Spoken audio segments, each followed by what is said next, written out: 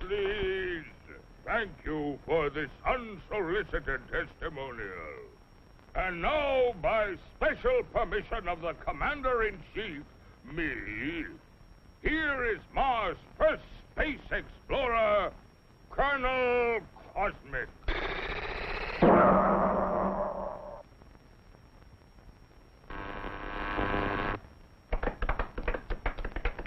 I can't tell you how happy I am to see your smiling faces once more.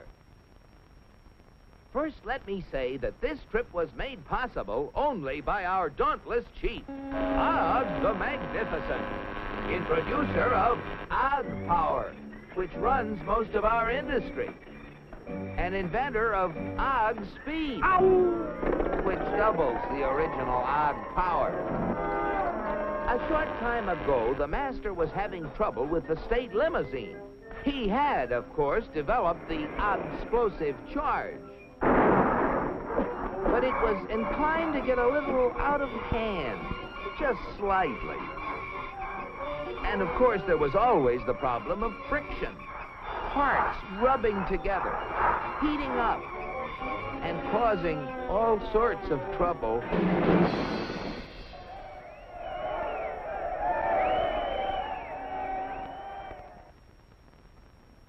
But our leader was undaunted.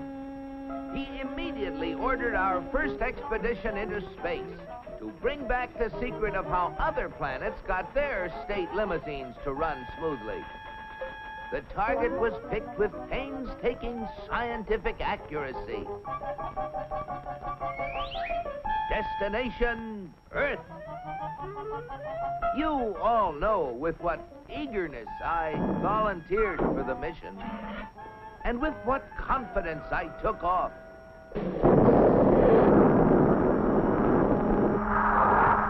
I took careful bearings and set out for my goal. It seemed no time till I was approaching a country of Earth called, the United States of America. I set her down like a feather.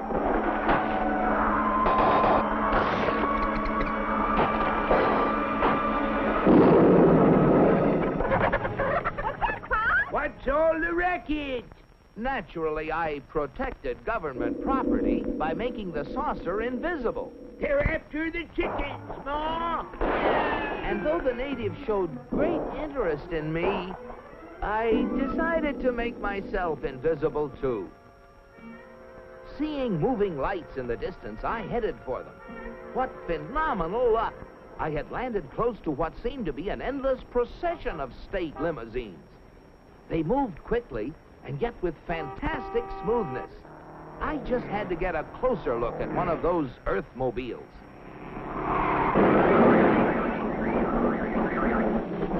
Just as I thought. Not only smooth and efficient, but powerful as well. I watched them for hours. Great Ganymede, they were superb. I just couldn't help comparing them with ours. If you call that a comparison. Surely these vehicles must be the property of the highest officials. I was wrong. It seems that almost everybody in this country has one of those, they call them automobiles. They use them for transportation, for business, for pleasure. They use them for all sorts of things. I found that these vehicles gather at places called service stations, where they are fed, lubricated, that's how they beat friction, and given the finest care. The source of their nourishment was something called petroleum. A power source like that must be a highly prized state secret. I had to find out about it. Perhaps the secret lay within this government archives building. It was heavily guarded, but casting discretion to the winds, I walked boldly inside. Their code was remarkably easy to break. They merely substituted the word oil for petroleum. And I soon got hold of a veritable mine of classified information. I began to assimilate the material. I soon found out that though petroleum products are easily found anywhere, petroleum itself is a very elusive substance.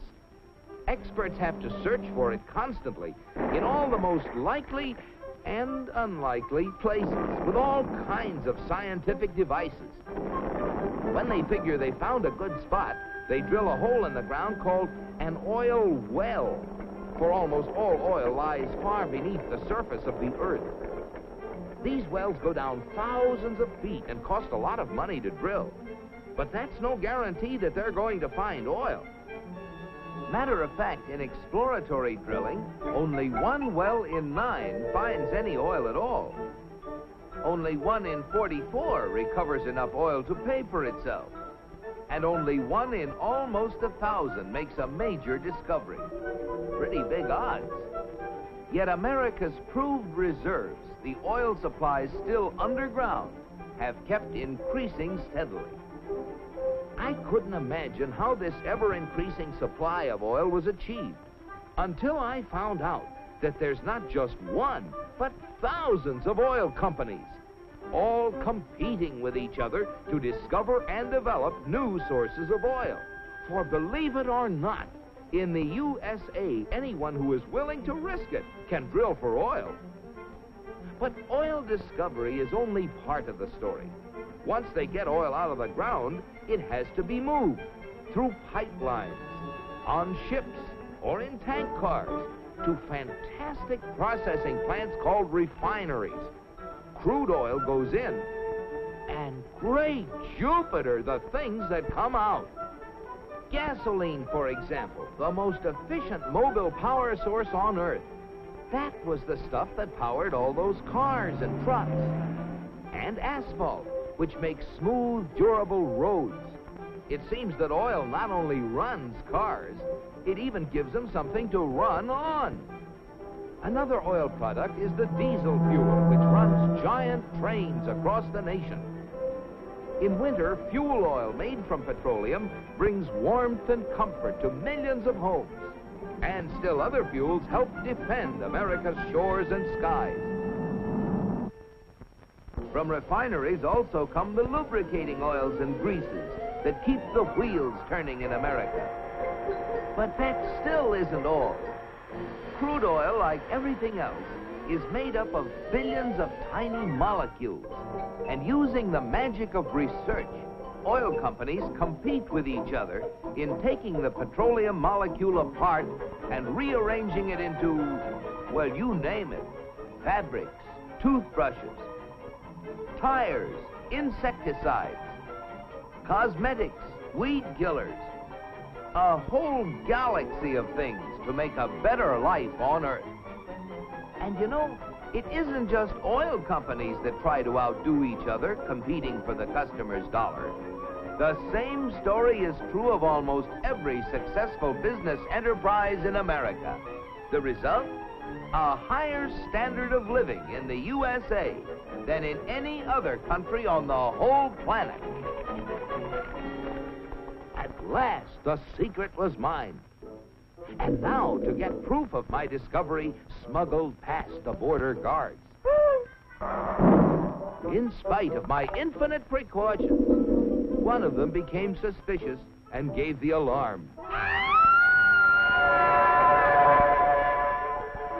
Come back for the eggs, did you? Yeah, Pa! And so, with the fond farewells of the natives ringing in my ears, I took off once again for Mars. My landing was a little bumpy, but I saved my precious cargo. Yes, I brought the secrets back with me, and here they are. The big secret is, of course, oil, which has brought a better life to all the people in the USA. But the key to making oil work for everybody is competition. Fellow Martians, I thank you. Very interesting, Colonel. Oil, huh? Sounds splendid. But that, what was it? Competition. Not our kind of thing at all. Why, competition is downright un-Martian. Oil? You'll have oil for everybody.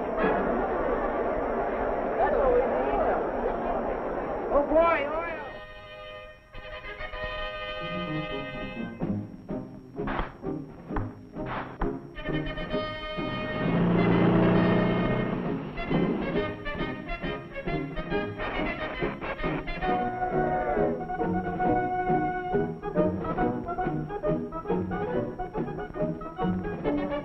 Look at them.